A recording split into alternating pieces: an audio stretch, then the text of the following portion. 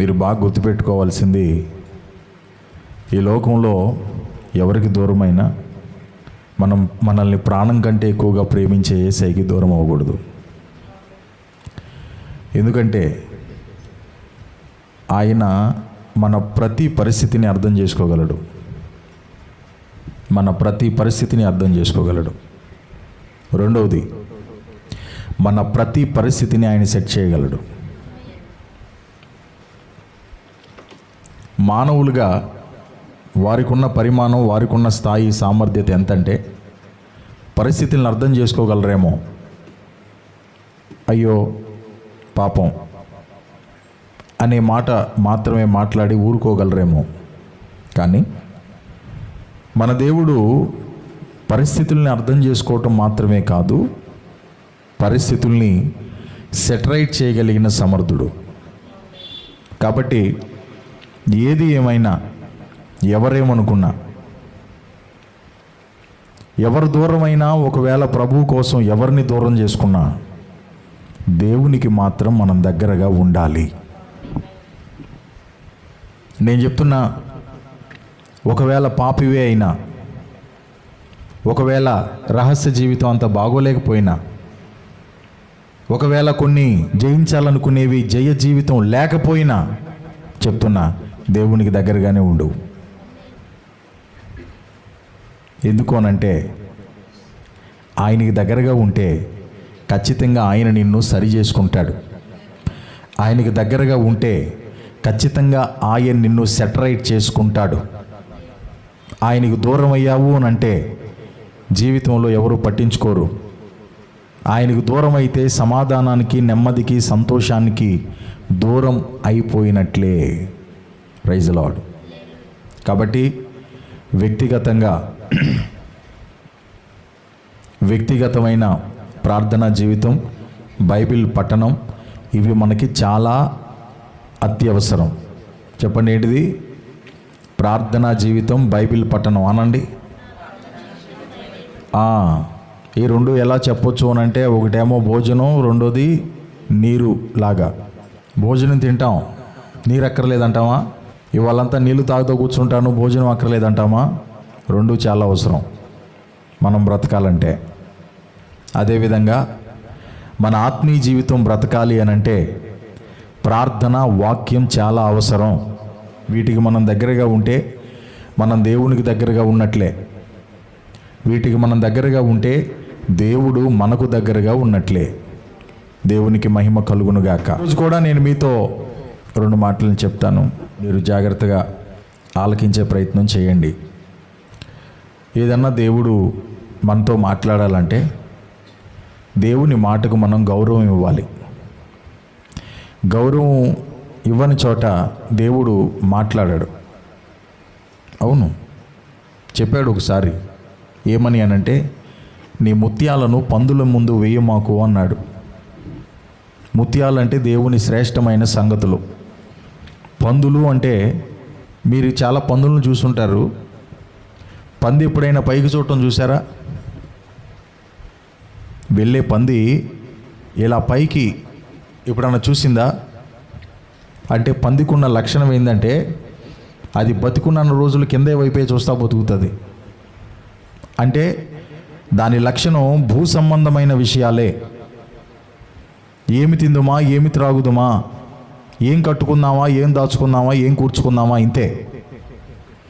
అంతేగాని నన్ను ఒక ఆయన పుట్టించాడు, నా కోసం ఒక ఆయన చచ్చిపోయాడు, నా కోసం ఒక ఆయన రక్షణనిచ్చాడు, రక్షణను ఇవ్వటానికి ఆయన తన ప్రాణాన్ని పణంగా పెట్టేశాడు, నా కోసం రక్తం కార్చాడు, ఆయన కోసం ఏదన్నా నేను చెయ్యాలి అనేది ఒక్కసారి కూడా ఆలోచించదు పంది. అది బతుకున్న రోజులు ఏం చేస్తాయి అంటే, కింద వైపు చూస్తానే బతుకుద్ది. ఎన్నిసార్లు నోరు విప్పినా సరే ఈ లోక సంబంధమైన విషయాలే, కట్టుకుందాం, తిందాం, కూర్చుకుందాం, ఇదే భజన. అది ఎప్పుడు పైకి చూస్తుందో చెప్పనా? పందులోడు వచ్చి దాన్ని పట్టుకుని రెండు కాళ్ళు కట్టేసి చంపేయడానికి తీసుకెళ్ళేటప్పుడు దాన్ని సైకిల్కి ఎడతగిలిస్తాడు. మా వాళ్ళు చెప్పేస్తున్నారు, అది కాళ్ళు పైకెట్టి తల కిందకి ఎడితే కానీ అప్పుడు కనపడదు దానికి ఆకాశం. పోయే ముందు మాట, అప్పుడు దాకా కనపడదు. అలాగే పందులతో ఎవరిని పోల్చి దేవుడు చెప్పాడు అని అంటే, భూ సంబంధమైన విషయాల గురించి ఎల్లవేళ్ళ వాళ్ళు ఆలోచిస్తారు, పర సంబంధమైన విషయాలు వాళ్ళకి ఎక్కువ. పర సంబంధమైన విషయాల కొరకు వారు అసలు తెరవబడరు. అలాంటి వాళ్ళ ముందు ఎందుకురా నీ అమూల్యమైన ముత్యాలు వేసి నువ్వు ఇంత ఉపవాసం ఉండి కన్నీరు కార్చి ఒక మాటను తీసుకొచ్చి అలాంటి వాళ్ళకి ఇచ్చినా ఇది తొక్కి పడేస్తారా, వాళ్ళు పట్టించుకోర్రా. అవి వాళ్ళకి పెద్ద విషయం కాదు. డబ్బు గురించి చెప్పు, చాలా బాగుంటుంది వాళ్ళకి. ఈజీ మనీ గురించి చెప్పు, భలే హాయిగా ఉంటుంది. ఇలాంటి విషయాలు పెద్దగా వాళ్ళకి ఎక్కువ, వదిలేయి అన్నాడు దేవుడే. పందికున్న రెండో లక్షణం ఏందయ్యా అంటే, ఎన్నిసార్లు కడిగినా చెప్పండి ఆ బురదలోకి వెళ్ళే పొరులుతూ ఉంటుంది, దానికి అక్కడే హాయిగా ఉంటుంది. అలాగే పందికున్న రెండో లక్షణం, ఎన్నిసార్లు పాపం నుంచి ఒప్పించబడుతూ ఉన్నా, దేవుడు పిలుస్తూ ఉన్నా, వద్దు నాన్న ఇది వదిలిపెట్టే అన్నా సరే, మరలా పందెళ్ళి బురదలోనే, పాపం అనే బురదలో పొల్లాడుతూ ఉంటుంది. ఇలా నా సబ్జెక్ట్ ఇది కాదులే, కానీ దేవుడు ఎక్కడ మాట్లాడతాడు అనే విషయాన్ని నేను మాట్లాడుకుంటూ వస్తున్నాను. దేవుని మాటకు రెస్పెక్ట్ ఉన్న చోట ఆయన మాట్లాడాడు.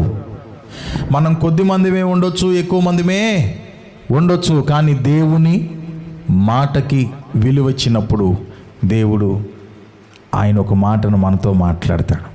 దేవునికి స్తోత్రం కలుగును గాక. రండి చిన్న వాక్యాన్ని చదువుకుందాం. మత్తయి సువార్త 5వ అధ్యాయం. మత్తయి సువార్త 5వ అధ్యాయం 13వ వచనాన్ని చదువుకుందాం. మీరు లోకమునకు ఉప్పై ఉన్నారు. అయితే అది దేని వలన సారము పొందును?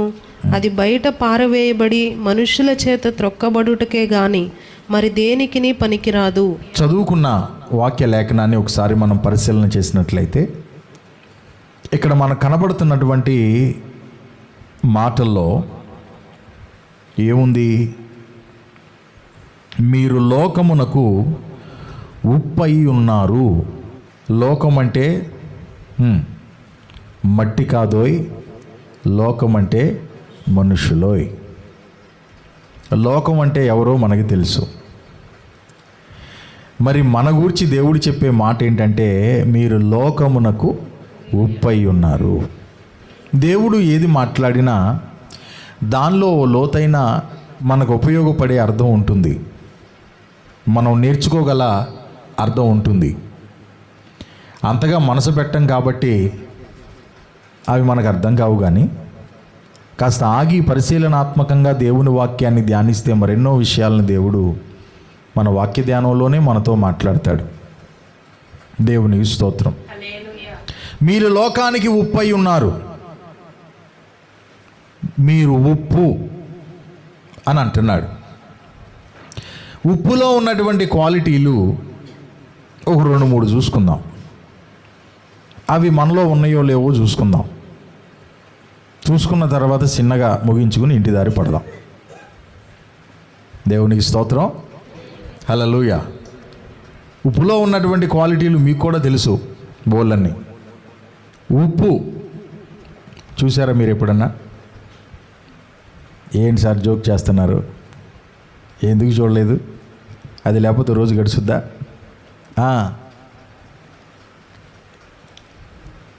మన మహిళా సంఘాలకైతే ఇష్టం ఉన్నా లేకపోయినా ప్రతిరోజు చూడాల్సిందే, ప్రతిరోజు చేత్తో పట్టుకోవాల్సిందే ఉప్పుని కదా. ఆ ఉప్పేనా ఇంకేదైనా ఉప్పు అంటారా? మీరేం కంగారు పడొద్దు, ఆ ఉప్పే. ఉప్పును చూసాం మనం. చెప్పరా, ఉప్పు ఏ కలర్లో ఉంది? వైట్. ఉప్పును చూస్తూ ఉన్నాం. ఉప్పు చూస్తూ ఉండగా మొట్టమొదటిగా మనకు కనబడేది ఆ ఉప్పు రంగు. ఆ ఉప్పు రంగు ఏంటిదయ్యా అంటే తెలుపు. దేవునికి స్తోత్రం. తెలుపు దేనికి సాదృశ్యంగా ఉంది? యేసు ప్రభు పరిశుద్ధ బైబిల్ గ్రంథములో మాట్లాడిన అనేక సంగతులు ఆయన సాదృశ్య రూపాల్లో మాట్లాడాడు. ఓకే, ఉపమానాలుగా కొన్ని విషయాలు, చాలా విషయాలు ఆయన ఉపమానాలుగా మాట్లాడాడు. ఉపమానం లేకుండా ఆయన ఏమీ బోధించలేదని చెప్పి కూడా వాక్యంలో ఉంది. ఉపమాన రీతిగా మాట్లాడి ఉపమానాన్ని చెప్పి ఆ ఉపమానాన్ని ఎక్స్ప్లెయిన్ చేసి శిష్యులు కూడా రహస్యంగా వెళ్ళి, అయ్యా నీవు ఇందాక చెప్పిన ఉపమానం మాకు అర్థం కాలేదయ్యా అంటే, మీకు కూడా అర్థం కాలేదా అని చెప్పి వారికి ఆ ఉపమాన భావాల్ని చెప్పి ఆత్మీయ జీవితాలకి ఏ విధంగా ఆ ఉపమానాల్ని సరిచూసుకోవాలో సెట్ చేసుకోవాలో అనే ఎన్నో విషయాలను యేసు ప్రభు వారు చెప్పారు. ఇప్పుడు మనం చదువుకున్నటువంటి ఈ ఉప్పు విషయం ఏదైతే ఉందో ఇది కూడా ఆయన ఉపమానం రీతిలోనే చెప్పాడు. అనంటే ఉప్పులో కొన్ని మంచి లక్షణాలు ఉన్నాయి అబ్బాయి, ఆ మంచి లక్షణాలు మీలో ఉన్నాయో లేవో చూసుకోండి అని చెప్పాడు యేసయ్య. దేవునికి స్తోత్రం. దేవుని బిడ్డ అనగానే నా మాదిరి పెద్ద బైబిల్ ఒకటి పట్టుకుని, నా మాదిరి తెల్లబట్టలు ఒకటి వేసుకుని, దేవునికి స్తోత్రం, కనబడిన వాళ్ళకల్లా స్మైల్ ఇచ్చుకుంటూ, ఎలాగో half smile, praise lord brother,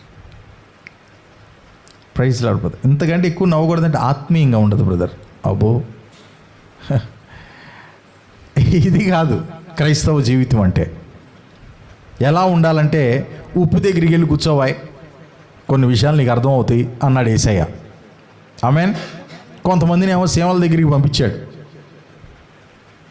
చీమల దగ్గరికి వెళ్ళి చూసి నేర్చుకోండి అన్నాడు. వీలైతే తర్వాత వెళ్దాం చీమల దగ్గరికి, ఇప్పుడు ప్రజెంట్ ఉప్పు దగ్గరికి వెళ్దాం. ఉప్పును చూస్తూ ఉండిపోతే ఆ ఉప్పు రంగు ఏ విధంగా ఉంది అనంటే తెలుపు కలర్లో ఉంది, తెలుపు రంగులో ఉంది. తెలుపు అనేది దేనికి సాదృశ్యంగా ఉంది చెప్పండి? ఏమా? పరిశుద్ధ జీవితానికి సాదృశ్యంగా ఉన్నది. దేవునికి స్తోత్రం. అసలు చూడగానే ఉప్పులో కనబడేది ఏందయ్యా అంటే పరిశుద్ధ జీవితం, తెలుపు. ఆమేన్. దేవుడు, వినాలి జాగ్రత్తగా, దేవుడు మన ప్రక్కనున్న సమాజం అనండి ఒకసారి, మళ్ళీ చెప్పండి. దేవుడు ప్లస్ మన పక్కనున్న సమాజం. ఓకే, మనలో చూసేది మొట్టమొదటిగా ఇదే. ఏది కన్ఫామ్. మన పక్కన ఉన్నటువంటి సమాజం ఖచ్చితంగా మనలో పరిశుద్ధతను చూస్తుంది. మాత్రమే కాదు, దేవుడు కూడా చెప్తున్నారు రండి. మొదటి పేతురు పత్రిక, పేతురు రాసిన మొదటి పత్రిక 1వ అధ్యాయం 16వ చరణాన్ని ఒకసారి చదవండి. కాగా మీరు విధేయులకు పిల్లలై మీ పూర్వపు అజ్ఞాన దశలో మీకుండిన ఆశలను అనుసరించి ప్రవర్తింపక మిమ్మును పిలిచినవాడు పరిశుద్ధుడై ఉన్న ప్రకారము మీరును సమస్త ప్రవర్తన యందు పరిశుద్ధులై ఉండుడి. దేవునికి స్తోత్రం కలుగును గాక. పరిశుద్ధ బైబిల్ గ్రంథం చెప్తుంది అంటే దేవాది దేవుడే ఒక మాటను చెప్పేస్తున్నాడు మనతో. ఏమనంటే, అబ్బాయి నేను పరిశుద్ధుణ్ణి, నన్ను వెంబడించేటటువంటి మీరు కూడా పరిశుద్ధంగా ఉండాలి. ఇదివరకు ఉండలేదంటే అది వేరు, నేనంటే నీకు పరిచయం లేదు కదా. కానీ ఇప్పుడు తప్పనిసరి పరిశుద్ధ జీవితం. మాటలో కానివ్వండి, చూపులో కానివ్వండి, ప్రవర్తనలో కానివ్వండి, పద్ధతిలో కానివ్వండి, పరిశుద్ధతను కాపాడుకోవాలి. ఎందుకనంటే ఉప్పు కలర్ ఏంటిదండి? వైట్,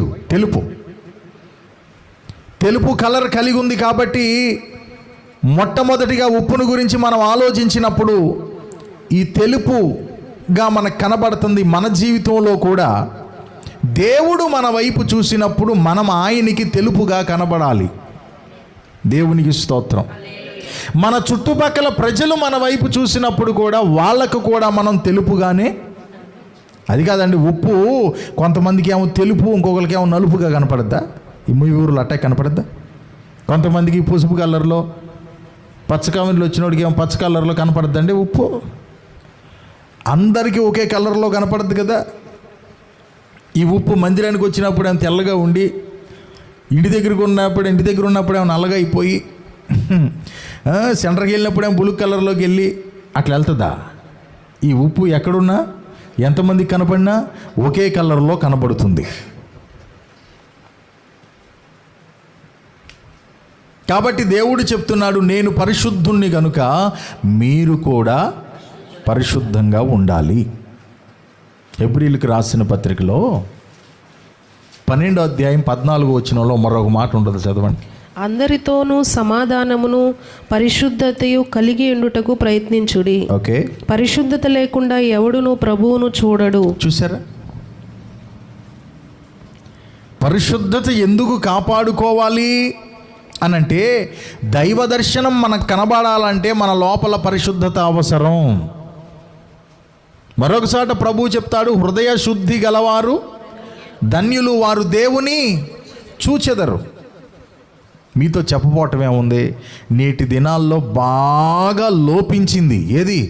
క్రైస్తవ సంఘాలలో సహా, సేవకులని పిలవబడుతున్నటువంటి వారిలో సహా, పెద్ద పెద్ద మాకు అప్పుడా ఎప్పటి నుండో మా సీనియారిటీ అనేటటువంటి వారిలో సహా లోపించింది ఏంటిదయ్య అంటే పరిశుద్ధత. పుసుక్కును బూతు మాటలు ఆడేయటం, పుసుక్కును ఆడేయటం, ఇక వెనక ముందు ఆలోచించేదేమి లేదు. కోపం వచ్చిందంటే 4 బూతులు వచ్చేసినాయి అంట, అయిపోయింది. శృతిపార్థన అక్కడితో అయిపోయింది. ఇక ఎందుకు, పోయిన వారమే అయిపోయింది కదా రొట్టి దాశారసం, మళ్ళీ బోళ్ళని రోజులు ఉన్నాయి, ఈ లోపల అయినా అయిపోవచ్చులేని ధైర్యం.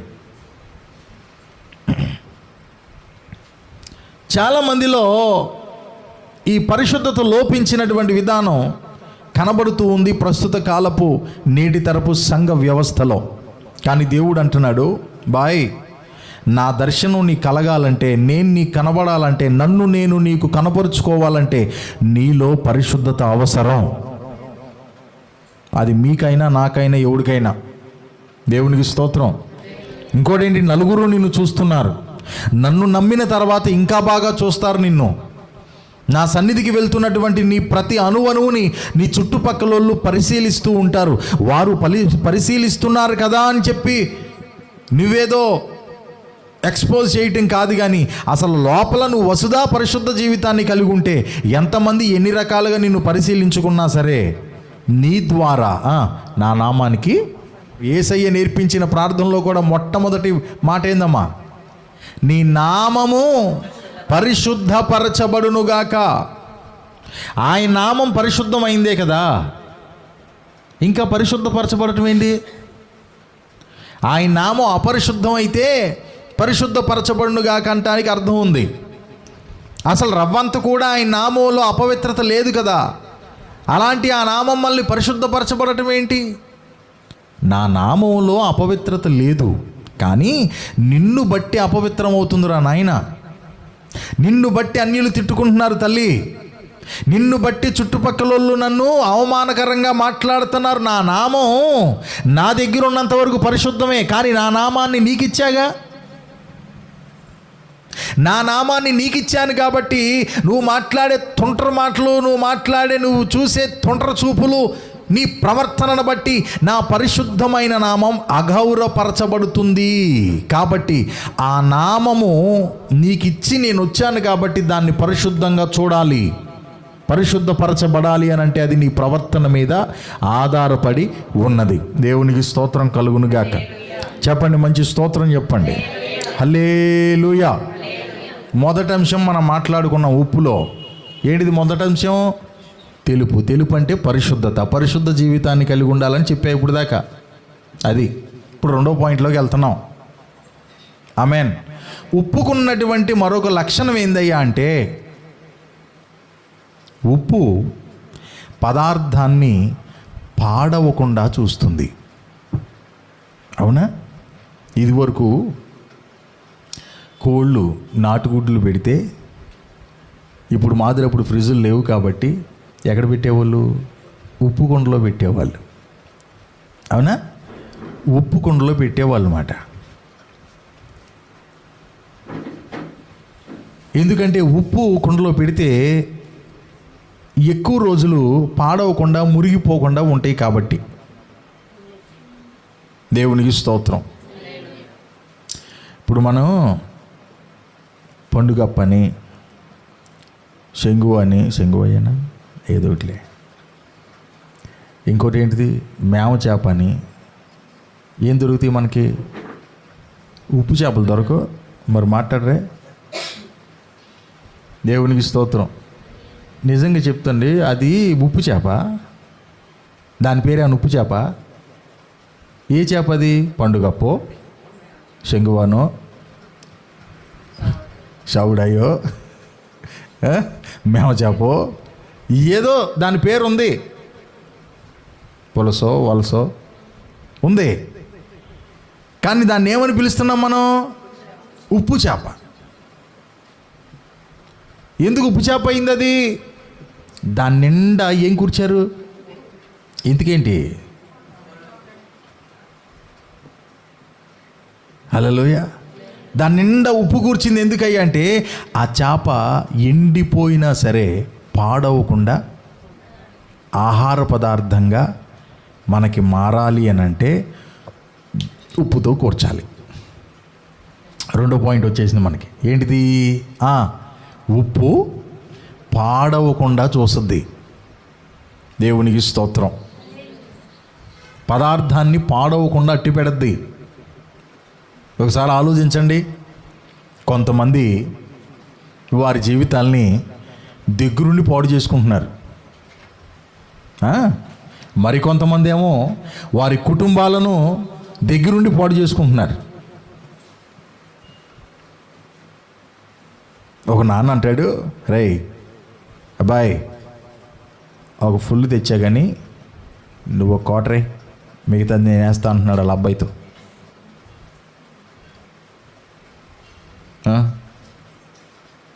ఓకే నాన్న, నువ్వు సూపరు, మామూలుడు కాదు, నీలాంటి నాన్న అసలు ఎవడు కొండడు. నిజమే, ఎవడు కొండడు. వాడు కరెక్ట్గానే చెప్తున్నాడు.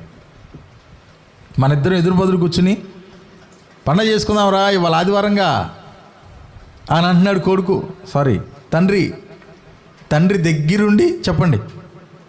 చెప్పట్లేదు మీరు. కుమారుణ్ణి పాడు చేస్తున్నాడా, ప్రయోజకుని చేస్తున్నాడా?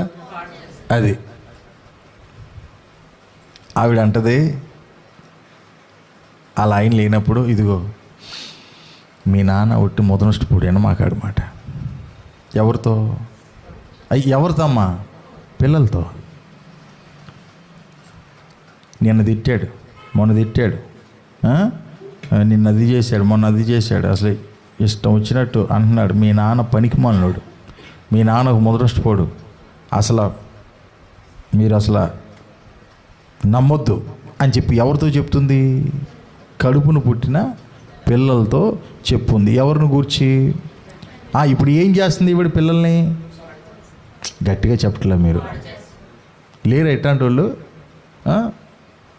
ఈయనేమో శుద్ధం కాదు, ఆవిడ లేనప్పుడు వెళ్ళిపోతాడు వాళ్ళ దగ్గరికి. వెళ్ళిపోయి, ఇదిగో మీ అమ్మాయి ఎంత కంతిరిది అనుకుంటున్నావురా, పై కట్ట కనపడుతుగా నమ్ము, రాక్షసికి చెల్లి కాదు రక్కేరా, నమ్మొద్దురా. వీడు అంటాడు, అక్కడ ఆడేసం వేస్తాడు, వీడు మామూలుడు కాదు. డాడీ నిన్ను కొట్టింది డాడీ అమ్మ. చెప్పానేనా? నేను చెప్పానా? అదే మరి, అది మామూలు రాక్షసి కాదు. అడ్డం పడితే నన్ను కూడా కొడద్ది. ఏం చేస్తున్నారు? పిల్లల్ని దగ్గరుండి పాడు చేస్తున్నారు. తండ్రి మీద లేనిపోయినవి చెప్పి, తల్లి మీద లేనిపోయినవి భర్త చెప్పి, పిల్లల్ని కుటుంబాలని ఏం చేసుకుంటున్నారయ్యా అంటే చిన్ననాటి నుండే సర్వనాశనం చేసుకుంటున్నారు.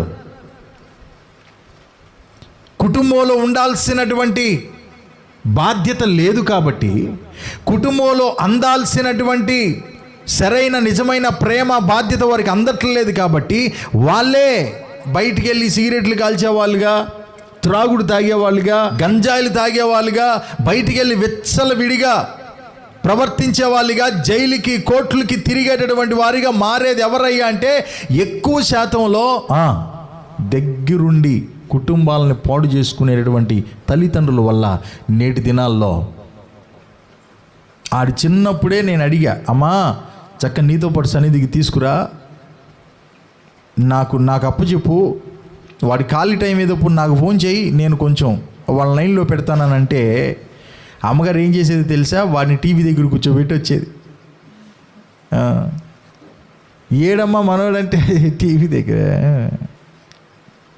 ఫ్రెండ్స్ వచ్చారని టీవీ దగ్గర. మంచిది. వాడు దేనికి అలవాటు పడ్డాడు తెలుసా? గంజాయికి అలవాటు పడ్డాడు. ఇప్పుడు గంజాయి బాగా తాగి రాడ్డు ఒకటి ఉంటే వాళ్ళ నాన్న తలకాయ పగల కొట్టేశాడంట మొన్న.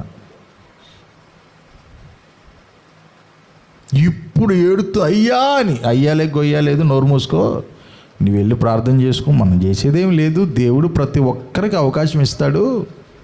ఆ ఇచ్చిన అవకాశంలో మనం సద్వినియోగం చేసుకుంటే మనము మన కుటుంబాలు బాగుంటాయి. చేతులు దాటిపోయిన తర్వాత ఏం చేయగలం? మా అనుభవుడు ఆయన కరుణించాలి. మధ్యలో మళ్ళీ నేను అడ్డుపడిపోవడం దేనికి? నువ్వేళ్ళు, నేను చేసేది చేస్తాలే, నువ్వు చెయ్యి. ఇలాగా కుటుంబాలను దగ్గరుండి పాడు చేసుకునేటువంటి బిడ్డలు అనేక మంది ఉన్నారు. కానీ ఒప్పుకున్న రెండో లక్షణం ఏందయ్యా అంటే తనతో ఉన్న వాటిని భద్రపరుస్తుందంట, కాపాడుతుందంట. కాపాడుకోవాలి, భద్రపరచుకోవాలి. అంతేగాని కొంతమంది భలే అసలు ఇంటి కుట్టంతా బయటెట్టేస్తారు మంద. అసలు వీళ్ళు మామూలుగా చాలా డేంజరు. మొత్తం కూడా తీసుకెళ్ళి మొత్తం చెప్పి ఆవిడ కరివేపాకు అమ్ముకుంటా వస్తుందంట. ఆ కరివేపాకును కూర్చోబెట్టి మొత్తం ఇంట్లో ఉన్న గుట్టంతా చెప్తే ఆమె వెళ్ళి దొంగలకు జారేసిందంట. వాళ్ళ దగ్గర ఎంత బంగారం ఉందో తెలుసా అని. ఇంకేముంది, సాయంత్రానికి ఒళ్ళు గొల్ల. మొత్తం ఫ్యామిలీ విషయాలన్నీ బయట. తప్పు. ఎందుకనంటే ఒప్పుకున్న రెండో లక్షణం భద్రపరుస్తుంది, కాపాడుకుంటుంది. ఆమెన్. మీకు తెలుసా, మిమ్మల్ని మీరు కాపాడుకోవాలి. వాక్యపు పరిధిలో మిమ్మల్ని మీరు పెట్టుకుని మీతో ఉన్నవారిని కూడా మీరు కాపాడాలి. ఏం కాపాడాలో ఒక విషయం చెప్తాను, చదవండి. సామెతల గ్రంథం 4వ అధ్యాయం 23వ చరణాన్ని ఒకసారి చదవండి. నీ హృదయంలో నుండి జీవధారలు బయలుదేరును, కాబట్టి అన్నిటికంటే ముఖ్యముగా నీ హృదయమును భద్రముగా కాపాడుకొనుము. దేవునికి స్తోత్రం చెప్పండి. హల్లెలూయా. వ్యక్తిగతంగా ప్రియ దేవుని బిడ్డ దేన్ని కాపాడుకోవాలంటున్నానా?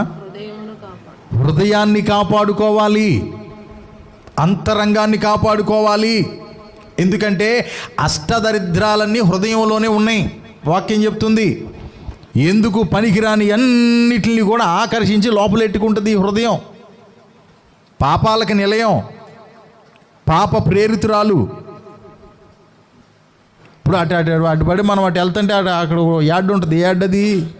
మార్కెట్ యార్డ్ కాదు, డంపింగ్ యార్డు. డంపింగ్ యార్డు ఏముంటుంది ఏంటి అక్కడ? ఏమా ఒకసారి చూసి వస్తాను ఉండన్నా అంటారేంటి? మన ఏరియాలో ఉన్న, మన ప్రాంతాల్లో ఉన్న అష్టదరిద్రాలన్నీ అక్కడే ఉంటాయి. దేవునికి స్తోత్రం. మీకు తెలుసా, మన మచిలీపట్నానంతటికి అదే యార్డు. కానీ ఈ ఈడేపల్లిలో ఎక్కడ కూర్చున్న మనందరిలో ఒక డంపింగ్ యార్డ్ ఉంది. అదేదో కాదు, ఇక్కడ ఉంది సెంటర్ పాయింట్. ఏడిది? హృదయం. హృదయం అంట బహుఘోరమైన వ్యాధి గలదంట. దానిని గ్రహించువాడు ఎవడు? అష్టదరిద్రాలన్నిటితో కూడా ఇది నిండిపోయి ఉందంట. ఆకర్షించుకుంటూ ఉంటుంది. అయస్కాంతం గనక బంగారాన్ని, అవునా? బంగారాన్ని నేను ఆకర్షించేది ఏం ఆకర్షిస్తుందమ్మా? ఇనుముని. అయస్కాంతం ఇనుముని ఆకర్షించినట్లుగా ఈ లోపల ఉన్నటువంటి హృదయం చెత్తని, మకిల్ని, కుళ్ళుని, దారిద్రాన్ని, పాపాన్ని దేవుడు దేన్నైనా వదిలిపెట్టేసేమన్నాడో మరలా దాన్ని ఆకర్షించుకుంటూ కూర్చుంటుంది లోపల ఇది. కాబట్టి ఈ హృదయాన్నంట ఏ రోజుకు ఆ రోజు ఇది అటుపడి అటు డంపింగ్ యార్డుకు పోకుండా మనల్ని కాపాడుకోవాలంట. మనం కాపాడుకోవాలి. అది మీరైనా, నేనైనా, ఎవరైనా సరే. లేకపోతే దీన్ని కనుక వదిలేసామా నేను నాశనం చేస్తుంది, మన కుటుంబాన్ని చెత్తకొప్ప చేసేద్ది, చెత్త చేసేద్ది జీవితం. ఏంటో అలా చెత్త ఆలోచనలు వస్తాయి. మరి చెత్త లోపల ఉంది డంపింగ్ యార్డు, చెత్త ఆలోచనలు వస్తాయి. ఏంటి అసలు నోరు తెరిస్తాడు చెత్త మాటలు, మరి లోపల ఉంది పెద్ద డంపింగ్ యార్డు. చెత్త మాటలు కాక ఏ మాటలు వస్తాయి? బాగుపడే మాటలు వస్తాయి ఏంది? అందుకే దేవుని వాక్యం చెప్తుంది, ఏం కాపాడుకోవాలంటే నీ హృదయాన్ని కాపాడుకో. అసభ్యకరమైనవి లోపలకి చేరకుండా కాపాడుకో. వాక్యపు పరిధిలో నుండి ఎక్కడ దాటిపోతున్నావో చూసుకో, కాపాడుకో. పాప సంబంధమైంది ఏది లోపలికి వస్తుందో రాకుండా కాపాడుకో. లోక సంబంధమైంది ఏది లోపలికి వస్తుందో రాకుండా కాపాడుకో. నీ హృదయం ధనం వెనకాల పరిగెత్తుందేమో, కాపాడుకో, వెళ్ళొద్దు. ఈ లోక సంబంధమైన కోరికలు, లోక సంబంధమైన ఆశలు, లోక సంబంధమైన ఇచ్చలు, వీటి వైపుగా ఒకవేళ నీ హృదయం పరుగెత్తుందేమో చూసుకో, కాపాడుకో. వాక్యం చెప్తుంది, కాపాడుకో. హృదయాన్ని కాపాడుకోవాలి. ఎవరికి వారికి దేవుడిచ్చినటువంటి బాధ్యత ఇది. పాస్టర్ గారు వచ్చి అంతసేపు నీ హృదయం వైపు సొత్తా కూర్చోడు. ఎందుకంటే ఆడికి ఒకటి ఉందో హృదయం. ఎవరిదాళ్ళు కాపాడుకోవాలి. నీతి తప్పకుండా కాపాడుకోవాలి. క్రమంలో ఉండేలాగా నిత్యము మనం కాపాడుకోవాలి. ఆమేన్. రెండో మాట ఏంటిది? 1 తిమోతికి రాసిన పత్రిక చూడండి, 6వ అధ్యాయం 20వ వచనం. ఓ తిమోతి, నీకు అప్పగింపబడిన దానిని కాపాడి అపవిత్రమైన వట్టి మాటలకును జ్ఞానమని అబద్ధముగా చెప్పబడిన విపరీత వాదములకును దూరముగా ఉండుము. దేవునికి స్తోత్రం కలుగును గాక. నీకు అప్పగించబడిన దాన్ని కాపాడుకోవాలంట. దేవుడు నీకు నీ కుటుంబాన్ని అప్పగించాడు. బాధ్యత కలిగిన ఒక తండ్రివో, బాధ్యత కలిగిన ఒక భర్తవో, బాధ్యత కలిగిన ఒక తల్లివో, బాధ్యత కలిగిన ఒక భార్యవో, బాధ్యత కలిగిన బిడ్డలవో, దేవుడు నీ కుటుంబ బాధ్యతని నీకు అప్పగించినప్పుడు దానిని కాపాడవలసిన బాధ్యత నీ మీద ఉంది. ఫస్ట్ ఏమో నీ కుటుంబ బాధ్యత. రెండోది ఆయన అప్పగించింది ఏందయ్యా అంటే సంఘ బాధ్యత. సంఘ సభ్యులుగా ఉన్నటువంటి మనందరికీ దేవుడిచ్చినది ఒక బాధ్యత ఉంది, సంఘ బాధ్యత ఉంది. ఏదో 4 మాటలు విని వెళ్ళిపోదాం, మిగతా విషయం అంతేగా పాస్టర్ గారు చూసుకుంటాడు, ఆడు సావేది ఆడు సత్తాడు అనేది అది బాధ్యత కాదు, బాధ్యత రహితం. ఇక్కడ నేను ఒక బాధ్యత కలిగిన వ్యక్తిని, నేనేం చేయగలను నా ప్రభువు కోసం అనేది మనం ఆలోచించుకోవాలి. ఆ బాధ్యతను మనం కలిగి ఉండాలి. మూడవదిగా దేవుడు నీకు ఏ పనిచ్చాడో దానిలో బాధ్యత కలిగి ఉండాలి. అది ఏ పనైనా, వ్యాపార రంగమే కావచ్చు, ఉద్యోగ రంగమే కావచ్చు, చిన్న చిన్న చేసుకునే చేతి పనులే కావచ్చు, ఒకవేళ ఇంట్లో చేసుకునే ఇంట్లో పనులు కావచ్చు, ఏదైనా సరే దేవుడు నీకు ఒక పనిచ్చినప్పుడు ఆ పని బాధ్యతగా గనక చేస్తే దేవుడు నిన్ను ఆశీర్వదిస్తాడు. కొంతమంది వాళ్ళు వచ్చినప్పుడు చేస్తారు, గబగబ చేస్తున్నట్టు ఏదో గిడిగిడిలాడిస్తూ ఉంటారు. ఆ యజమానులు అటు వెళ్ళిపోగానే కూర్చొని ఊసలాడుకుంటారు. చాలా చోట్ల మనకు కనబడుతూ ఉంటుంది. కానీ వాళ్ళు బాగుపడరు తెలుసా మీకు? బాగుపడే లక్షణాలు కాదయి. అక్కడక్కడ రొయ్యల ఫ్యాక్టరీలో ఆటల్లో ఇట్లో కనపడదు కదా. ఆ సూపర్వైజర్ అటు వస్తున్నప్పుడు గబగబా సీరియస్గా ఒలిచేస్తున్నట్టుగా వాళ్ళు అసలు మొత్తం ఏకాగ్రతంతో దాని మీద పెట్టినట్టు ఒలిచేస్తూ ఉంటారు. టకటకటకటకటకటక. ఆయన అటు చూసుకుంటూ వెళ్ళిపోతూ ఉంటాడు. వెళ్ళిపోగానే ఏంటక్కయ్యా ఏంటి సంగతులు ఏం కూరండే, వెళ్ళిపోయింది పని సందులోకి. ఇది బాగుపడే లక్షణం కాదు. దేవుడు ఏ పని నీకు ఇచ్చినా, ఏ బాధ్యత నీకు ఇచ్చినా ఆ పనిలో నీ వంతు బాధ్యత నీవు నిర్వర్తించాలి. దేవునికి స్తోత్రం. అవునండి, బాధ్యత గురించి చెప్పాలి కొన్ని విషయాలు, తప్పదు. అవును, నేను వండి పెట్టా, నా బాధ్యత అయిపోయింది, నువ్వు తీసురా. ఏంటి ఎక్స్ట్రాలు మాట్లాడుతున్నా? పిచ్చి పిచ్చిగా మాట్లాడు మాక. నేను వండి పెట్టా, ఏమన్నావు? పప్పు తోటకూర వండమన్నావు, వండేసా. అక్కడితో నా బాధ్యత అయిపోయింది, తీసేయి. సాయంత్రం కూర ఏంటో చెప్పు. అమ్మా కొంచెం ఈరోజు ఆ రోజు అనమాక, అది నీ బాధ్యత. తెతావా సతావా?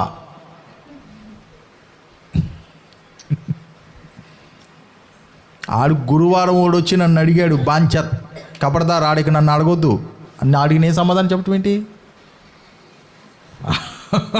నిన్ను అడగాలి. నన్ను అడుగుతున్నాడు ఏంటాడు? ఇంకోసారి ఇంటికేసి వచ్చాడు, ఇంట్లోకి వెళ్ళిపోతాను నేను. అది నీ బాధ్యత, రాకూడదు.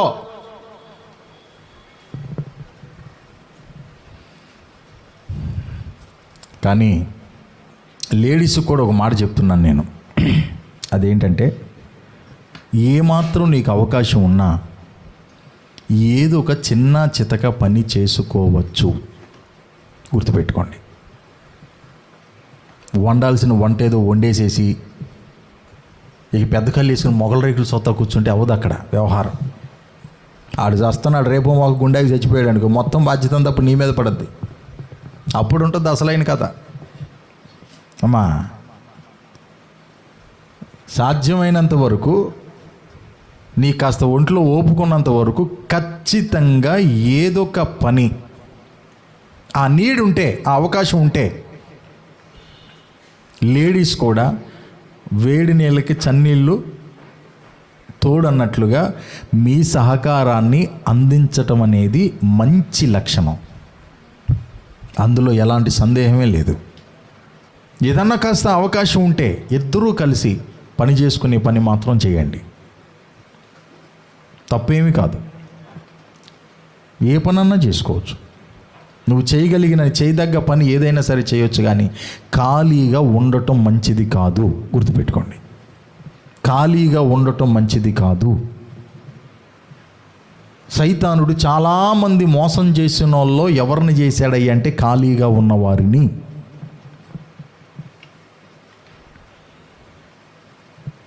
ఆయన 100 రూపాయలు సంపాదిస్తున్నాడా? నీ స్థాయిని బట్టి, నీకున్న సమయాన్ని బట్టి ఏదో ఒక 10 రూపాయలు నీ తోడ్పాటు నువ్వు అందించావంటే, ఆయన 100 రూపాయలు సంపాదించేదానికంటే నువ్వు అందించే 10 రూపాయల తోడ్పాటు ఆయన చాలా సంతోషం కలుగుద్ది. అలా చేసుకోవచ్చు, తప్పులేదు. అంత అవసరత లేదా? అంత అవసరత లేనప్పుడు బాధ్యత కలిగిన ఒక తల్లిగా కుటుంబం యొక్క ప్రయోజనం కొరకు, బిడ్డల కొరకు నువ్వు సాధ్యమైనంత వరకు ప్రార్థనా జీవితాన్ని మెయింటైన్ చేసుకునే విధానంలో ఉండాలి. దేవునికి స్తోత్రం. బాధ్యత గురించి మాట్లాడుతున్నా. అపోస్తులుడైన పౌలు గారు అంటున్నారు, ఏమని? నీకు అప్పగించబడిన దానిని కాపాడాలి. నువ్వు కాపాడవలసిన బాధ్యత, కుటుంబాన్ని కాపాడుకోవాల్సిన బాధ్యత, బిడ్డల్ని కాపాడుకోవాల్సిన బాధ్యత. కొంతమంది బిడ్డలు వెళ్తారు, స్కూల్కో కాలేజీలకో వెళ్తారు, ఇక ఆడు ఏం చేస్తున్నాడు, ఎక్కడికి వెళ్తున్నాడు ఏంటో ఇక తెలియదు వీళ్ళకి. ఇక వాళ్ళు పోయారా, ఇక వచ్చే వరకు తెలియదు. ఇక అందరూ మంచోళ్ళే ఉండరుగా, నాలాంటి వాళ్ళు కూడా ఉంటారు.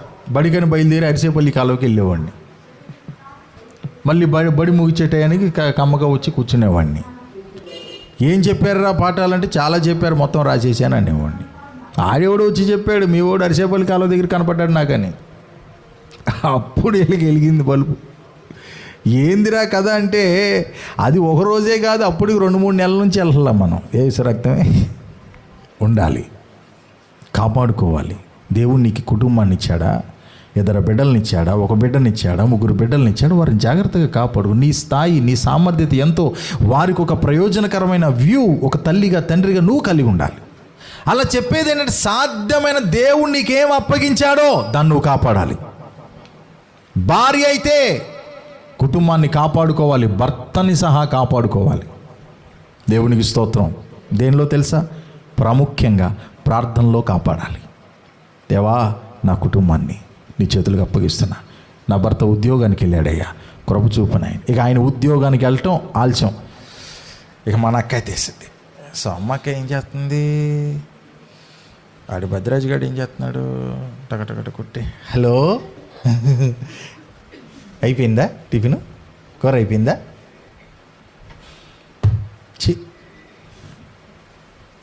ఆయన డ్యూటీకి వెళ్ళాడా, వ్యాపారానికి వెళ్ళాడా, పిల్లలు స్కూల్కి వెళ్ళారా, వెళ్ళగా నువ్వు చేయాల్సింది ఏంటి తెలుసా? కలిగింది ఏదన్నా ఉంటే అంత తిని ఒక చాప వేసుకుని ముందు ప్రార్థించి, ఎంతసేపు చేస్తావో తర్వాత సంగతి, ముందు చెయ్యి. దేవునికి వాళ్ళ కాపుదలు, వాళ్ళని కాపాడుకో. రోజులు బాగోలా, వెళ్ళినోడు క్షేమంగా తిరిగి వస్తాడని గ్యారెంటీ లేదు, బిడ్డలు క్షేమంగా తిరిగి వస్తారని గ్యారెంటీ లేదు. గందరగోళ పరిస్థితులు ఎదుర్కొంటున్నాం మనం. పరిస్థితులు బాగోలా, ఏం గందరగోళ పరిస్థితులు జరుగుతాయో తెలియని దినాల్లో మనం బ్రతుకుతున్నాం. ఏం చేయాలి మనం? సెల్ ఫోన్లకు పరిమితం అయిపోవాలా? వాళ్ళతో వీళ్ళతో ముసలమ్మ ముచ్చట్లకు పరిమితం అయిపోవాలా? అరే, దేవుడు నీకు ఇచ్చిన కుటుంబాన్ని నువ్వు కాపాడుకో. బిడ్డల్ని కాపాడుకో. మొట్టమొదటిగా మనం కాపాడవలసింది ప్రార్థనలో. హల్లెలూయా. అయ్యా కాపాడయ్యా, నువ్వు నాకు ఇచ్చిన పెనిమిటిని కాపాడయ్యా, కృప చూపయ్యా, ఇగో బిడ్డలకు కృప చూపయ్యా. ఇలా నువ్వు ప్రార్థన చేసే ఒక తల్లివైతే నీ కుటుంబం ఖచ్చితంగా ఒక అబ్రహాము గారి కుటుంబం లాగానే ఉంటుందండి. అది మాత్రం కన్ఫామ్. అపోస్తలుడైన పౌలు గారు అన్నారు, నీకు అప్పగించబడిన దానిని కాపాడు. దేవుడు నీకు ఏది అప్పగించాడో కాపాడు. ఎక్కడ కాపాడాలి నాన్న? ప్రార్థనలో. దేవునికి స్తోత్రం. అది ఏది అప్పగించినా సరే పిల్లలతో కూడా చెప్తాను, నాన్న మీకు అప్పగించబడిన ఇవి చాలా విలువైనవి. ఆ స్టిక్ ఉందో చూసారా? స్టిక్ ముందు నన్ను ఏం అడిగాడంటే, స్మిత్ డాడీ ఇదిగో స్టిక్ కొనిపెట్టు డాడీ, చాలు అట్టపెట్ల మీద రాసుకొని నేను కొట్టుకుంటాను అని చెప్పాను అన్నాడు. Sticks కొనిపెట్టా first. అక్కడక్కడికి వెళ్ళి ప్రేయర్స్లో నేను చిన్నప్పుడు వెళ్ళినప్పుడు ఈ స్టిక్ పట్టుకుని ఇలా దీన్ని ఇలా అలా కొడదాం అని చెప్పి ఆశ. ఇలా అంటే అసలు ఎలా సౌండ్ వస్తుందో చూడాలని అదొక యాంగ్జైటీ. కానీ స్టిక్ ఎవరిచ్చేవాళ్ళు కాదు. ఎలవై నువ్వు అని అనేవాళ్ళు. ఈ బోర్డు పట్టుకుని బోర్డు దగ్గర జస్ట్ ఇట్లా ఇది ఇలా అంటే కేసు ఏ విధంగా ఉంటాయో అదొక ఆశ. జస్ట్ అసలు ఎలా వస్తుందో సౌండ్ చూద్దాం అన్నట్లు. ఎవరు చెయ్యనిచ్చేవాళ్ళు కాదు. దేవా అవకాశం అయితే కృప చూపితే ఇదిగో ఈ బిడ్డలకి నాయన ఆ ఇన్స్ట్రుమెంట్స్ ఇవ్వా అని చెప్పి ప్రభువుని అడిగిన పుణ్యానికి దేవుడు సహాయం చేశారు. దేవునికి స్తోత్రం. అది చాలా విలువైంది నాన్న.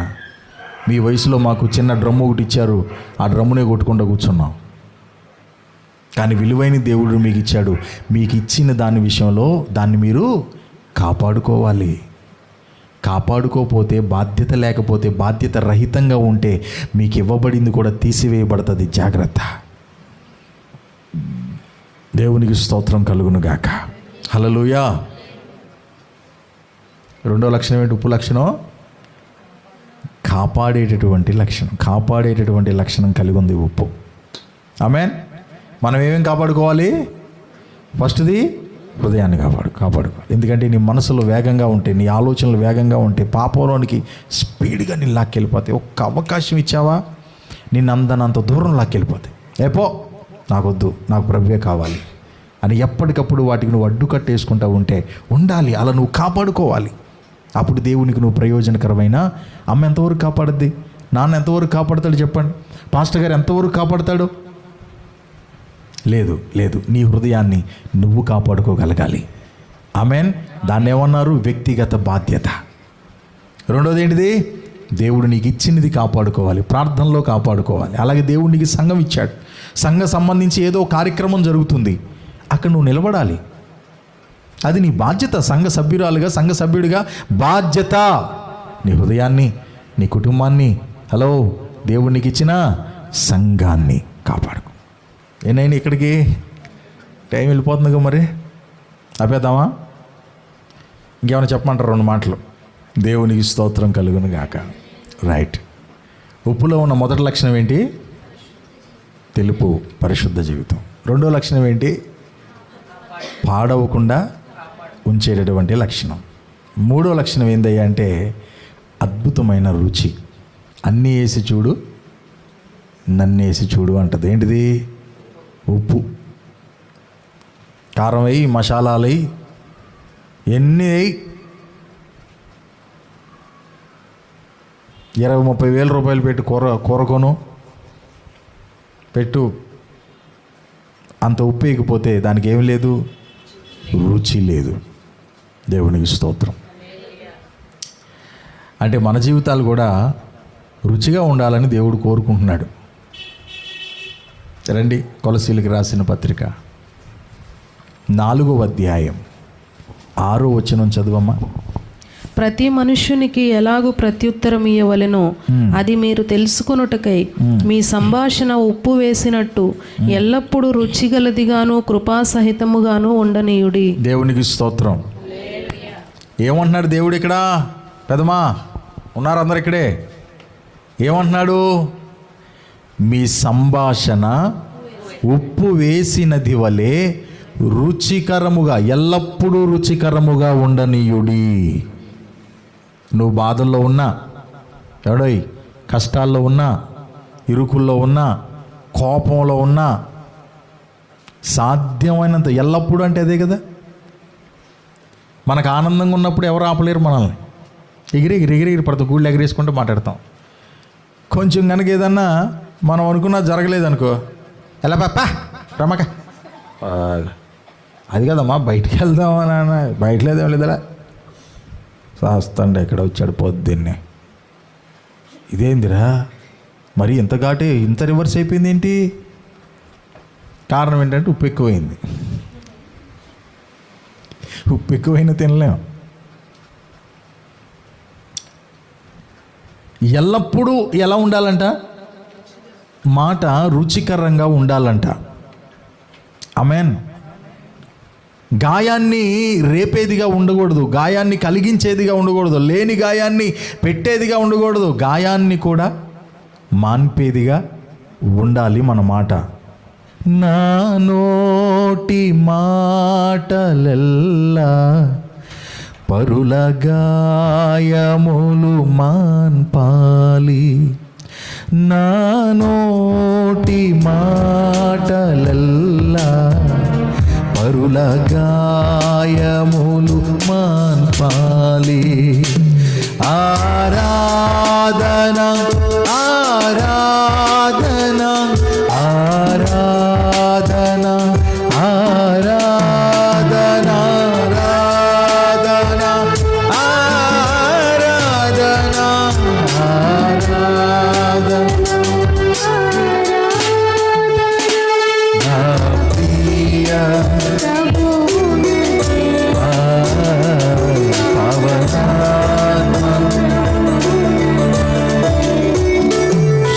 శుభవార్త భారం ఒకటి నా హృదయ భారమై ఉండాలి.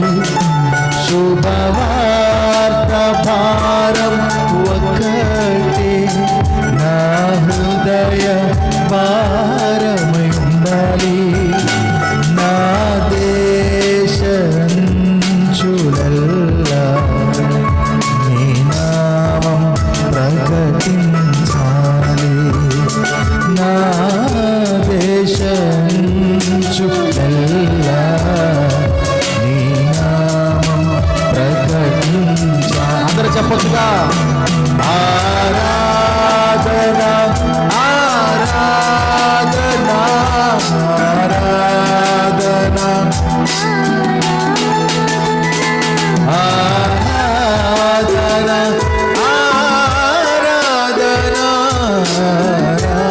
ఆరాధన ఆరాధన నా ప్రియ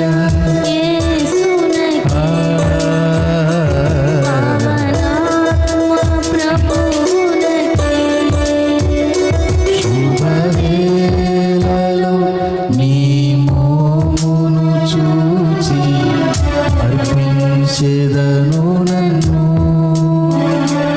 ఆరాధన స్తుతి స్తోత్రములు తండ్రి నీకేనయ్యా.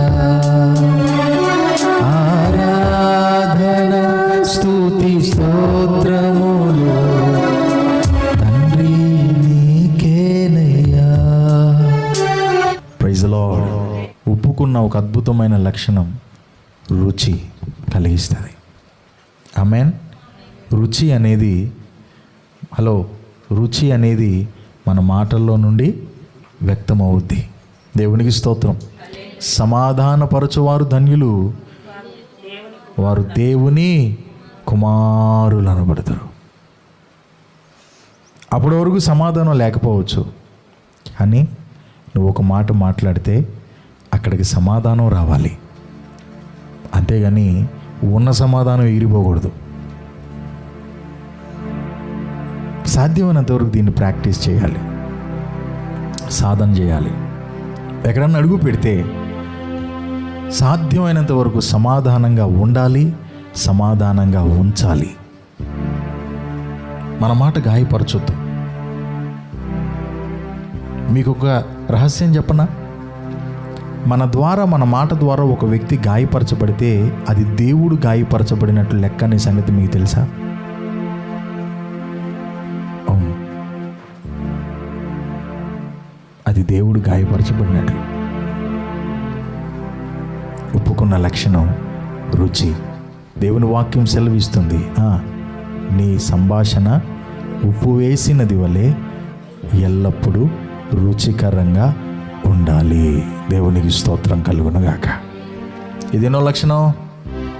3వ లక్షణం. 4వ లక్షణం కూడా తెలుసుకుందాం. ఉప్పులో ఉన్న ఇంకొక లక్షణం ఏందయ్యా అంటే, కూరలో వేస్తాం, కూరలో కలిసిపోతుంది. ఆమేన్. నేను ఒక ప్రత్యేకమైన వ్యక్తిని అనేటటువంటి ఒక ప్రత్యేకతను కనుపరుచుకోవాలని ఆశపడదు, కలిసిపోతుంది. గుర్తుపెట్టుకోండి. మనం కూడా దేవుని బిడ్డలతో కలిసిపోవాలి. నీకంటే ఆత్మీయతలో చిన్నోళ్ళే అయి ఉండొచ్చు. వారికి నీ మాదిరి ప్రార్థన రాకపోవచ్చు, నీకులాగా పాటలు పాడటం రాకపోవచ్చు, నీ అంత భక్తి ఒకవేళ లేకపోవచ్చు. కానీ వారితో నువ్వు కూడా ఒక వ్యక్తిలాగా అన్నట్లుగా కలిసిపోవాలి. ఆమేన్. నీకు నాకు పెద్ద ప్రత్యేకత ఏమీ లేదు బ్రదర్. మన ఇద్దరిని ప్రేమిస్తున్న యేసయ్య ప్రత్యేకమైన వాడు. ఆమేన్. కలిసిపోవాలి. కొంతమందికి కొన్ని విడదీస్తూ ఉన్నాయి. ఏంటో తెలుసా? అవి కులం అనేది విడదీస్తుంది. మీది ఆ కులం, మాది ఈ కులం. మీరు కులం తక్కువైన వారు, మేము కులం ఎక్కువైన వారు. మీ స్థాయి తక్కువ, మా స్థాయి ఎక్కువ. మీకు డబ్బు తక్కువ, మాకు డబ్బు ఎక్కువ. మీకు హోదా తక్కువ, మాకు హోదా ఉంది, ఘనత ఉంది, ఆస్తిపాస్తులు ఉన్నాయి, బిల్డింగులు ఉన్నాయి, చాలా ఉన్నాయి. కానీ ఒప్పుకున్న 4వ లక్షణం ఏంటంటే కలిసిపోతుంది. హల్లెలూయా. కూరలో వేస్తాం, కూరలో కలిసిపోద్ది. అది అంటాడు కదా అపోస్తలుడైన పౌలు గారు 1 కొరింథీయులకు రాసిన పత్రికలో. ఒక మాట చదవండి. 1 కొరింథీయులకు రాసిన పత్రిక 9వ అధ్యాయం 20వ వచనం నుండి. యూదులను సంపాదించుకొనుటకు, జాగ్రత్తగా మీరు వినాలిక, యూదులను సంపాదించుకొనుటకు. యూదులకు యూదుని వాని వలె ఉంటిని. నేను యూదులకు యూదుని వాని వలె ఉన్నాను. ధర్మశాస్త్రమునకు లోబడిన వారిని సంపాదించుకొనుటకు నేను ధర్మశాస్త్రమునకు లోబడిన వాడను కాకపోయినను ధర్మశాస్త్రమునకు లోబడిన వాని వలె ఉంటిని. దేవుని విషయమై ధర్మశాస్త్రము లేని వాడను కానుగాని క్రీస్తు విషయమై ధర్మశాస్త్రమును లోబడిన వాడను. అయినను ధర్మశాస్త్రము లేని వారిని సంపాదించుకొనుటకు ధర్మశాస్త్రము లేని వారికి ధర్మశాస్త్రము లేని వాని వలె ఉంటిని. దేవునికి స్తోత్రం చెప్పండి. బలహీనులను సంపాదించుకొనుటకు బలహీనులకు బలహీనుడనైతిని. ఏ విధము చేతనైనను కొందరిని రక్షింపవలనని అందరికీ అన్ని విధముల వాడనై ఉన్నాను. దేవునికి మంచి స్తోత్రం చెప్పండి. ఇక్కడ అపోస్తలుడైన పౌలు గారంట కలిసిపోయే తత్వం కలిగి ఉన్నాడంట. వాక్యం ఎరిగిన వాడికేమో వాక్యం ఎరిగిన వాడికలే ఉన్నాను. వాక్యం తెలియనటువంటి వ్యక్తి దగ్గరికి వెళ్ళినప్పుడు నాకు వాక్యం తెలిసిన వ్యక్తి వల్లే ఆయన దగ్గర లేను. నేను కూడా ఒక తెలియని వ్యక్తి వల్లేనే ఉన్నాను. దేవునికి స్తోత్రం. బలహీనులను సంపాదించుకొనుటకు. అబ్బా, ఎంత గొప్ప మాట అండి. బలహీనులను సంపాదించుకొనుటకు నేను కూడా ఒక బలహీనుడిగా మారాను. ఆత్మలో నేను ఎంత బలవంతున్నైనా సరే, ఎన్ని విషయాలు నేను ప్రావీణ్యత పొందినప్పటికీ కూడా, ఎంత ధర్మశాస్త్రం నాకు తెలిసినప్పటికీ కూడా, ఎన్ని మర్మాలు నాకు తెలిసినప్పటికీ కూడా, బలహీనుల దగ్గరికి వెళ్ళినప్పుడు వాళ్ళలాగానే నేనున్నా. తెలియనోడి దగ్గరికి వెళ్ళినప్పుడు నాకంతా తెలుసనే కాలు రెగరేలా తెలియనోడిలాగానే కూర్చున్నా వాడి దగ్గర. కలిసిపోయా. ఆమేన్. నాకు ఎంత బాగా పాటలు పాడడం వచ్చినా సరే, పాటలు పాడతాం రానోళ్ళు పాడుతున్నప్పుడు రానోళ్ళలాగానే పాడా. ఆమేన్. ప్రార్థన చేయటం రానోడు ప్రార్థన చేసినప్పుడు ప్రార్థన రానుళ్లాగానే వాడితో పాటు కూర్చుని ఏకీభవించా. ఏ తత్వం ఇది? కలిసిపోయే తత్వం. ఇది ఉండాలి. ఏయ్ ధరం జరుగు ఏంటంటే ఇవిడు పెద్ద పాస్టమ్ అంట. పెద్ద తెల్ల చీర ఒకటి కట్టి ముసుకేది ధరం జరుగు అసలు ఇటువంటి దాన్ని తీసుకెళ్ళి బయట పెట్టాలి నన్ను అడిగితే. ఎందుకు? వీళ్ళెవ్వరికి దూరంగా ఉంటుంది. అందరిని దూరం జరగమనేటటువంటి ఈవిడే దూరం అవ్వాలి ముందు సంఘానికి. కలిసేదేది? కలవాలి. దేవుని పని కొరకు ఒకటవ్వాలి, కలవాలి. ఆరాధన కొరకు ఒకటవ్వాలి, ప్రార్థన కొరకు ఒకటవ్వాలి, దేవుని పనిలో నిలవటం కొరకు ఒకటవ్వాలి, కలవాలి. అరే దేవుని సంఘానికి సాగుతున్నాం అనే పేరు కానీ కలయిక ఏడ ఉందండి ఇవాళ? ఎవరి దారి వాళ్ళదే. కొన్ని కుటుంబాల పరిస్థితులు కూడా అలాగే ఉన్నాయి. భార్య భర్తతో మాట్లాడదని, మా భర్త భార్యతో మాట్లాడు, పిల్లలతో మాట్లాడు, ఇక ఎవరు ఒకరితో ఒకరు ఉండదు ఇక వ్యవహారం. ఇదిగో మన కుట్టించిన ప్యాంటు పొడవైంది కానీ ఒక 2 అంగుళాలు కట్ చేపించి మడతేసి కుట్టించు అని అన్నాడంట. ఆ టైపు తడిగితో చెప్పాడు. ఎందుకు అలా ఆవిడతో మాట్లాడు మనోడు. అది ఆవిడింది. వాళ్ళ పెద్ద అబ్బాయి ఉన్నాడు, రెండో అబ్బాయి ఉన్నాడు, ఆఖరది ఉండే బుడ్డదే పిల్ల, ఆవిడ కూడా నేసింది. ఎందుకు వచ్చింది మొదలు పొడతా అని చెప్పి ఆ ప్యాంట్ తీసుకెళ్ళి వాళ్ళ ఆవిడ 2 అంగుళాలు కట్ చేపించి కుట్టించుకుని తీసుకొచ్చింది. ఈ మా అమ్మ నాన్న మాట్లాడుకోవట్లేదు, ఇది ఇందో లేదో ఎందుకు వచ్చిందిరా బాబు అని చెప్పి వాళ్ళ పెద్ద కొడుకు తీసుకెళ్ళి అదే ప్యాంట్ని 2 అంగుళాలు కట్ చేపించి కుట్టించుకు తీసుకొచ్చేసి అక్కడ పెట్టేశాడు కవర్లో భద్రంగా. వీళ్ళందరూ సరిగ్గా పట్టి చూసావరు, ఎవరి దారా వాళ్ళదే, ఎందుకు వచ్చిందిలే అని చెప్పి రెండోవాడు తీసుకెళ్ళి 2 అంగుళాలకు వచ్చేపించి మడతెట్టి భద్రంగా ఇంట్లో పెట్టేశాడు. ఈ పుట్టతుంది ఆఖరిది. వీళ్ళందరికీ ప్రేమ లేకపోయినా నానంటే నాకు ప్రేమేను అని చిన్నగా అది బయలుదేరింది. అది వెళ్ళి మొత్తానికి 2 అంగుళాలు కట్ చేపించి మడతెట్టి పెట్టేస్తే సాయంత్రం వచ్చి మనోడు ప్యాంట్ వేసుకుందామని తీసేసరికి అది నిక్కర అయిపోయింది. పేరు కుటుంబమేనండి, కలయిక లేదు, కలిసి తినేది లేదు, కలిసి మాట్లాడుకునేది లేదు, కలిసి కొంచెం మాట మంచి పంచుకునేది, కష్టకాలు పంచుకునేది లేదు. పాస్ట్ గారు ఏ వాక్యం చెప్పాడు? గుమ్మం దాడితే దులిపేసుకోండి వేసి రక్తం చేయమి ఉండదు. ఇంటికి వెళ్ళి కూర్చుని చక్కగా భోజనం చేసేటప్పుడు ముచ్చట కాసేపు కూర్చున్నప్పుడు, ఇదిగో ఇవాళ దేవుడు ఈ వాక్యం మాట్లాడాడు కదా, ఉప్పులో ఇన్ని మంచి లక్షణాలు ఉన్నాయా అని మాట్లాడుకుంటాం మనమా? ఈ పాటికి మాట్లాడుకుంటే ఉద్యోగం వచ్చేసేది కదా. అరే కలిసి ఉండేది ఏందండి? ఫ్యామిలీ అన్న పేరే కానీ వాళ్ళు కలిసి ఉండేది ఏడుంది? ఒకరిలో తప్పులు ఒకరు ఎదుక్కుంటా, ఒకరు లోపాలు ఒకరు చెప్పుకుంటా, ఒకరు లేనప్పుడు ఒకరి గురించి మాట్లాడుకుంటా, ఈ దరిద్రాలేగా ఇళ్లలో కూడా. అరే కడుపును పుట్టినోడేగా, వాడి గురించి ఎందుకు దరిద్రంగా మాట్లాడతావు నువ్వు? నీ బిడ్డేగా, నీ కుమారుడేగా, నీ తల్లేగా, నీ తండ్రేగా, నీ భర్తేగా, కట్టుకున్న భార్యగా, ఎందుకు కలిసి ఉండేది లేదు? అదే అంటున్నాడు అపోస్తలుడైన పౌలు గారు, నేను ఎక్కడికి వెళ్తే అక్కడ నా ప్రభువు నిమిత్తమై కలిసిపోతాను. ఎందుకు కలుస్తానో తెలుసా? వాళ్ళ కులం నా కులం ఒకటని కాదు. ఎందుకు కలుస్తానో తెలుసా? వాళ్ళేదో డబ్బున్న వాళ్ళని కాదు. ఎందుకు కలుస్తానో తెలుసా? వారిని సంపాదించుకునే నిమిత్తం. సంపాదించావా ఎవరినన్నా? దేవుని కొరకు సంపాదిస్తున్నావా? సంపాదించి వెనకాల 4 రాళ్ళు వేసుకోవడం కాదు. అసలైన రాళ్ళు ఏయో తెలుసా? మనం బతికుండగానే 4 ఆత్మలను దేవుని సన్నిధికి నడిపించడం, అది అసలైన సంపాదన. ఎవరినన్నా సంపాదించాలి అని అంటే ఖచ్చితంగా కలవాల్సిందే. నువ్వు కలవకుండా నేనేదో పెద్ద ఎలగబెడతానంటే ఏముండదు అక్కడ, తుస్సు అంటది. కలవాలి ముందు. మనం ఎవరమైనా సరే దేవుని పని కొరకు కలవాలి. మనం ఏ వ్యవహారానికి చెందిన వాళ్ళమైనా సరే బయట దేవుని పని కొరకు మనం కలవాలి. కలిస్తేనే అక్కడ అభివృద్ధి మనం చూడగలం.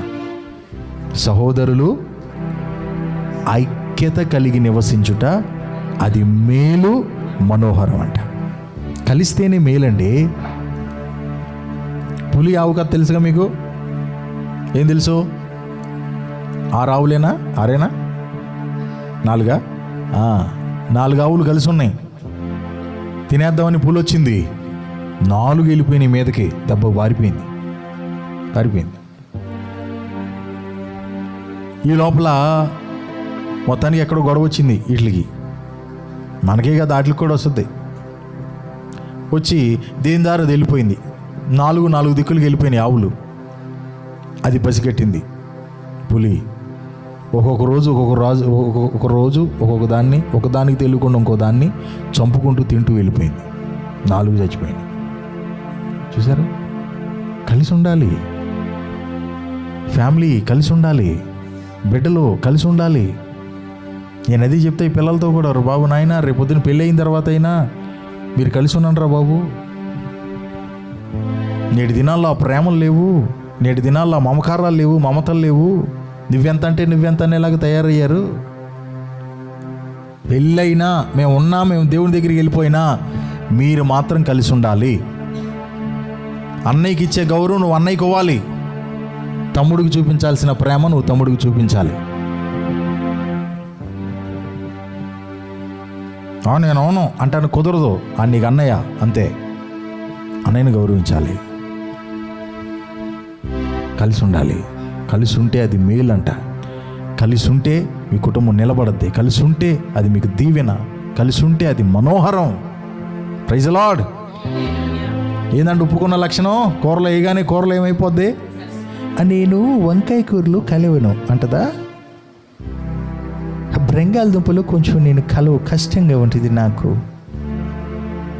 శ్యామ దుంపలు అంటే కాస్త జిగురుగా ఉంటాయి కదా, కాబట్టి నాకు కొంచెం అది ఫంగస్ నాకు నచ్చదు అంటదమ్మా. చేపల కూర నాకు నీసు వాసన పడదు. ఆ స్మెల్ నాకు ఎగిచ్చు ఫీలింగ్ వస్తుంది, కాబట్టి నేను కలవలేను, చేపల్లోనే కలవలేను అంటది ఉప్పు. మనం ఎందుకు మరి? నాకు అర్థం కాదు. ఏదైనా సరే కొన్ని వీటిల్లో నేను కలవలేను. నువ్వు కలిసేదాకా ఆయన ఎరగొడతాడు, సమస్య లేదు దాంట్లో. ఒప్పుకున్న లక్షణం కలిసిపోతుంది. నువ్వు దేవుని కోసం కలవాలి, దేవుని పని కోసం కలవాలి, దేవుని చిత్తం కోసం కలవాలి, దేవుని ప్రణాళిక కోసం కలవాలి. ఆమేన్. ఆఖరిది ఉందండి పాయింట్, చెప్పమంటారా? దేవునికి స్తోత్రం. 5వది ఏంటిది అనుకుంటున్నారు? ఇన్ని క్వాలిటీస్ కలిగి కూడా కనబడదు. చెప్పలు కొట్టు సార్. హల్లెలూయా. ఉప్పు నీ చేతిలో ఉన్నప్పుడే కూరలో కనబడదు. కాపాడే తత్వం కలిగి ఉంది, పరిశుద్ధత తత్వం కలిగి ఉంది, ఏమండి రుచినిచ్చే తత్వం కలిగి ఉంది, కలిసిపోయే తత్వం కలిగి ఉంది. ఇన్ని తత్వాలు కలిగి కనబడట్లేదంటారా? ఎంత అద్భుతం అండి. అందుకే మహానుభావుడు ఒక మాట చెప్పాడంటే దాంట్లో ఉంటుంది చరిత్ర, మ్యాటర్. మీరు లోకమునకు ఉప్పు అంటే ఇంత ఉంది మ్యాటరు. కనపడదు. ఆ రుచి అంతా దానివల్లే వస్తున్నా సరే అది ఎక్కడా కనపడదు. ఇవాళ చూడండి, కాస్త ప్రార్థన వస్తే, కాస్త పాట వస్తే, ఏదో 4 మాటలు చెప్పటం వస్తే, ఇదిగో మరి నేను ఈ మధ్య నేను వాడబడుతున్నా. అమ్మో ఏందిరో మరి నాకు కూడా ప్రత్యేకమైన రీతిలో అంటున్నారు. ఇవాళ ఏమీ లేకుండా ఎగిరెగిరి పడతావు ఎందుకురా? అన్నీ ఉండి కూడా కనబడకుండా ఉందరా ఉప్పు. దేవునికి స్తోత్రం. ఇవాళ పెద్ద సమస్య ఇదే. ఆత్మీయ లోకంలో పెద్ద సమస్య. ఆత్మీయ లోకమే కాదు, ఇక వివరించడానికి టైం లేదులే, కానీ ఇక మీకు అర్థమైపోతాయి మ్యాటర్లో. మన స్కూలే కాబట్టి నేనేం చెప్పక్కర్లే ఎక్కువగా. కనబడకపోతే ఇవాళ మామూలు కాదు, పీకి తెగిపోయినంత బాధ. నన్ను కనబడినవులా ఎక్కడ ఫోటోలో వెనకాల నుంచో పెట్టారు. వాళ్ళందరూ ముందు నుంచి వెనక అంత తీసిపోయాను నేను, అంత తీసిపోయానా అంటున్నా. నేను రానని చెప్తాను, నువ్వు తీసుకెళ్ళావు ఆ పెళ్ళికి నన్ను అని చెప్పి వీళ్ళ మీద వేసిపోతాడు. అసలు నువ్వే కారణం.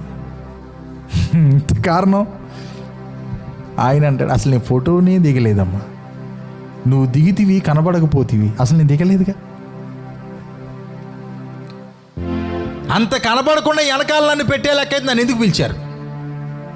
అసలు ఫోటోకి రమ్మని ఎందుకు పిలిచారు? నేను కనపడట్లా. ఏవా ఇంత మీటింగ్లో ఇంత పని చేసే, ఇంత పరిచయం చేసే, ఇంత నేను కానుకిచ్చా.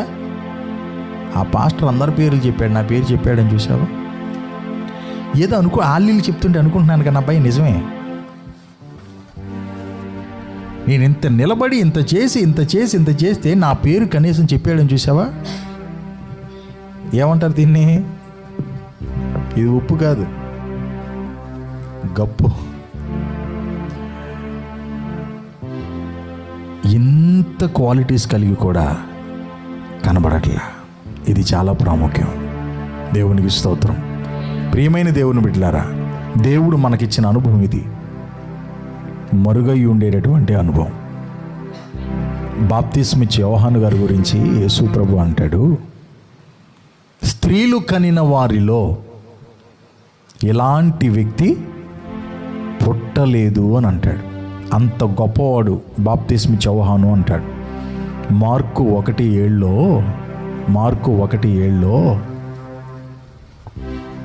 యోహాను గారు అంటాడు, మరియు అతడు నాకంటే శక్తిమంతుడొకడు నా వెనక వచ్చుచున్నాడు, నేను వంగి ఆయన చెప్పుల వారును విప్పుటకు పాత్రుడను కాను. దేవునికి స్తోత్రం.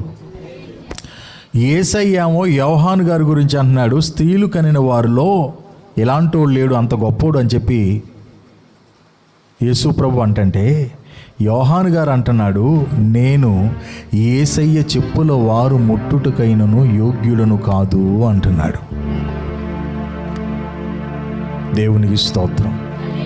చచ్చిపోయిన వాళ్ళని సహా లేపేస్తున్నాడు పౌలు గారు ప్రార్థన చేసి. ఆయన నడికట్లు, కర్చీఫులు, జేబు రుమాలు పడతంటే ఎక్కడన్నా పొరపాటున ఎవరికైనా తగిలితేవి చచ్చిపోయిన వాళ్ళు బతికేస్తున్నారు, రోగులు బాగుపడిపోతున్నారు. అంత అభిషేకం కలిగినటువంటి వ్యక్తి ఆయన అంటున్నాడు, నేను పాపులలో ప్రధానమైన పాపిని, ఆయన నన్ను కనికరించకపోతే నా జీవితం ఏ పాటిది అంటున్నాడు. ఎంత శ్రేష్టమైన పౌలు. ఆమేన్.